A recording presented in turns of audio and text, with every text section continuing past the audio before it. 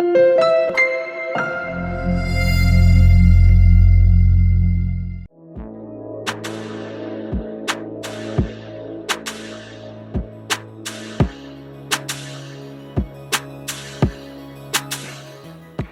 we're going to talk about Demi-Plie. Demi-Plie is the most important thing you're going to learn in classical ballet. It's very important that you master your Demi-Plie. Every movement in the classical ballet is going to start from Demi-Plie. All your jumps, all your turns, everything. So pay really a lot of attention. And again, it requires a lot of good turnout to execute properly Demi-Plie. So Demi-Plie in the first position, we're going to do a preparation of the arm. So arm is going to go E1, E2, and opens to the second position. Head is going to go and shift front. Okay? So elbow is going to side. We're going to go slowly. E, 4 counts. 1, 2, 3, 4. Again, E, 1, 2, 3, 4. Now, very important, when you do a demi-plie and when you start the demi-plie, first of all, again, we go into the pronation of the feet. Second, when you start a demi-plie, you need to really engage those back muscles right here. Now, the thing is, if you have the flexibility, you should pretty much relax your hips and let the knee follow to the turnout position. If you don't have the turnout, what's going to happen, you're going to push the knees here and then you're going to start forcing it to open the legs, which is kind of harder because you're actually locked right here. You can't open your knees when your knees are front already. So it's very important that you actually rotate and then you start opening into the demi-plie and up. Tailbone always have to go right where your heel is when you're doing demi-plie. Another thing is, if you have a very flexible back, you might have a tendency to lean like this. You have to keep your body above your hips. And then from here, you're going to stretch. So that's your first position, demi-plie at the bar. Now we're going to shift to the second position. Leg is going to go tendu. You're going to stretch. You're still standing on the left leg. And as you roll your foot through the half toe, you shift the hips on both legs. We don't stand on the back, left leg or right leg. We stand on both legs. So very important that you keep those two hips. And we're going to go same concept. You open the knees immediately. E1 to the side. E, 4 counts, and up. Again, E1, 2, 3, 4. It's very important that you really do it slow from beginning, 4 counts, that your muscles understand you're guiding them where it needs to be. If you do it fast, you're not going to understand what's going on, and then muscles not going to learn. So it's like language. You know, when you try to speak a new language, you say it slowly.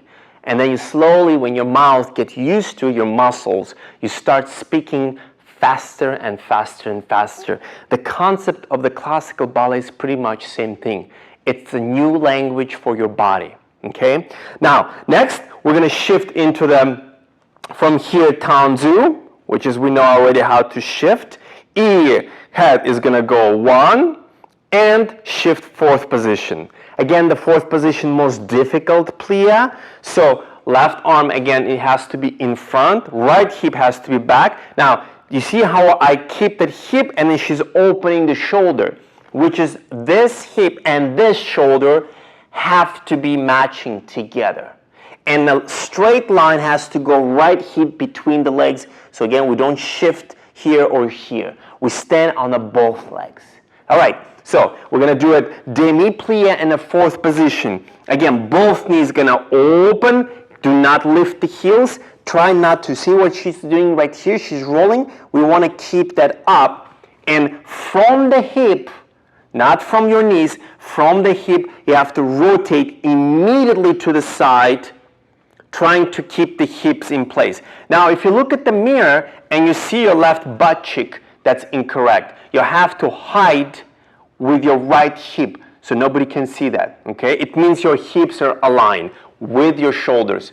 So very important again, when she opens the right hip, see what shoulder does? We want to keep that shoulder in front. It means the arm you always want to keep in front of you, okay?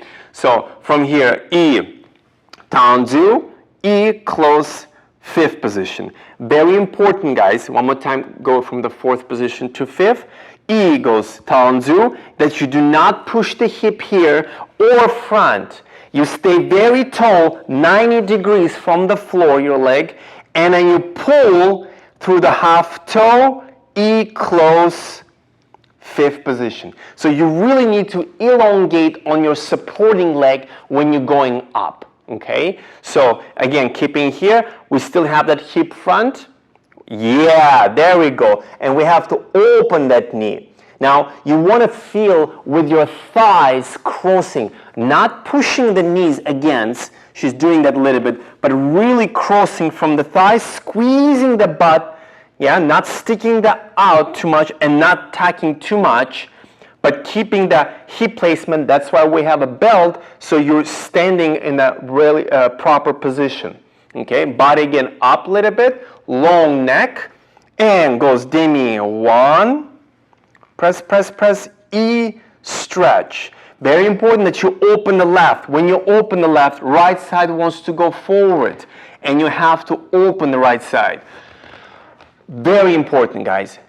Do not tense when you do demi-plie.